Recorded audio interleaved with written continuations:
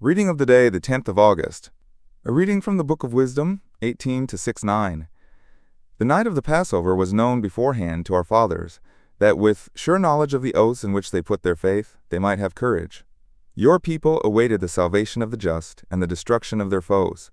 For when you punished our adversaries, in this you glorified us whom you had summoned. For in secret the holy children of the good were offering sacrifice, and putting into effect with one accord the divine institution. A reading from the letter of St. Paul to the Hebrews chapter 11, verses 1 to 2, 8 to 19. Brothers and sisters, faith is the realization of what is hoped for and evidence of things not seen. Because of it the ancients were well attested. By faith Abraham obeyed when he was called to go out to a place that he was to receive as an inheritance. He went out, not knowing where he was to go. By faith he sojourned in the promised land as in a foreign country, dwelling in tents with Isaac and Jacob, heirs of the same promise.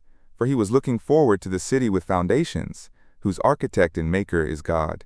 By faith he received power to generate, even though he was past the normal age, and Sarah herself was sterile, for he thought that the one who had made the promise was trustworthy. So it was that there came forth from one man, himself as good as dead, descendants as numerous as the stars in the sky, and as countless as the sands on the seashore. All these died in faith. They did not receive what had been promised, but saw it and greeted it from afar, and acknowledged themselves to be strangers and aliens on earth. For those who speak thus show that they are seeking a homeland. If they had been thinking of the land from which they had come, they would have had opportunity to return. But now they desire a better homeland, a heavenly one. Therefore God is not ashamed to be called their God, for he has prepared a city for them. By faith Abraham, when put to the test, offered up Isaac, and he who had received the promises was ready to offer his only son, of whom it was said, "Through Isaac descendants shall bear your name." He reasoned that God was able to raise even from the dead, and he received Isaac back as a symbol.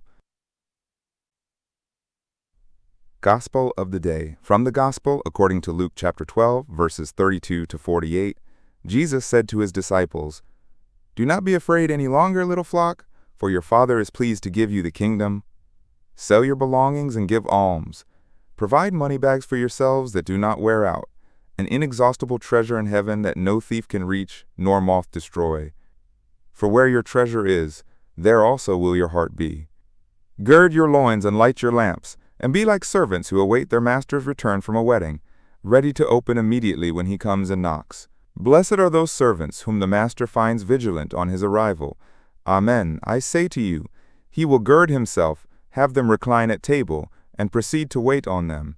And should he come in the second or third watch, and find them prepared in this way, blessed are those servants.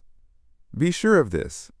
If the master of the house had known the hour when the thief was coming, he would not have let his house be broken into. You also must be prepared, for at an hour you do not expect, the Son of Man will come." Then Peter said, "Lord, is this parable meant for us or for everyone?" And the Lord replied, "Who, then, is the faithful and prudent steward whom the master will put in charge of his servants to distribute the food allowance at the proper time?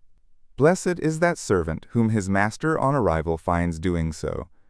Truly, I say to you, the master will put the servant in charge of all his property.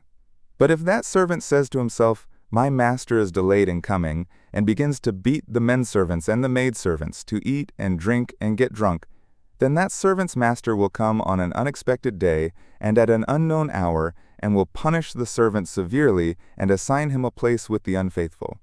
That servant who knew his master's will but did not make preparations, nor act in accord with his will, shall be beaten severely. And the servant who was ignorant of his master's will, but acted in a way deserving of a severe beating, shall be beaten only lightly. Much will be required of the person entrusted with much, and still more will be demanded of the person entrusted with more.